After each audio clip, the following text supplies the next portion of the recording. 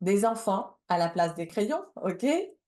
S'il n'y avait que l'amour entre 2 enfants, nous, pour nous, ce serait le rêve, hein, mais en vrai, il y aurait un vrai risque de fusion, d'attraction trop forte. A contrario, s'il y avait que de la haine, on ne pourrait plus parler de famille. Donc ce serait vraiment dommage. Et en fait, c'est l'alternance de ces moments d'amour et de haine qui va permettre aux enfants de trouver cette juste place pour pouvoir découvrir qui ils sont, leurs particularités, liées entre autres à leur âge. Et puis, c'est aussi cette juste distance qui va permettre aussi de profiter, bien sûr, de la ressource famille. Nous sommes parents de plusieurs enfants et notre rêve, évidemment, c'est que finalement, nos enfants soient un peu plus autonomes pour, la gestion de leurs émotions, la régulation de leurs émotions.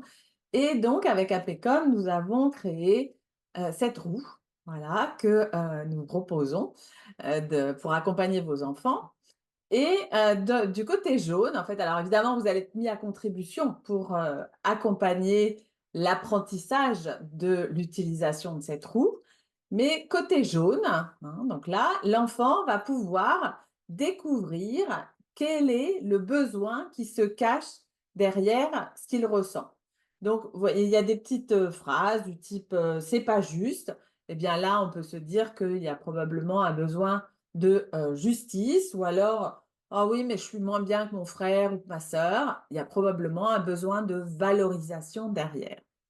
L'idée, c'est bien de prendre conscience que nos émotions sont souvent là pour manifester un besoin insatisfait et en même temps de comprendre qu'il faut apprendre à faire baisser cette petite pression émotionnelle parce que on peut donner une réponse à un besoin de 1000 manières. Voilà, il n'y a pas qu'une seule façon de répondre à un besoin et on peut aussi apprendre à différer cette réponse.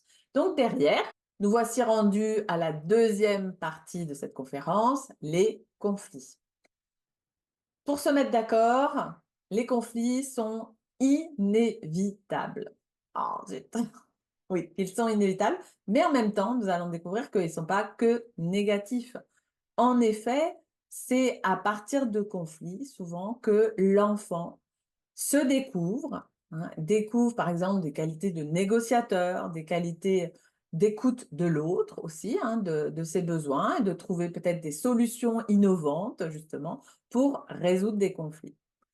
Le problème, c'est plus la gestion du conflit, d'autant plus qu'on l'a vu, le cerveau des enfants est encore immature et donc on va regarder, nous, comment nous devons accompagner ces conflits, comment finalement leur enseigner à résoudre des conflits pour que petit à petit, encore une fois, ils deviennent autonomes.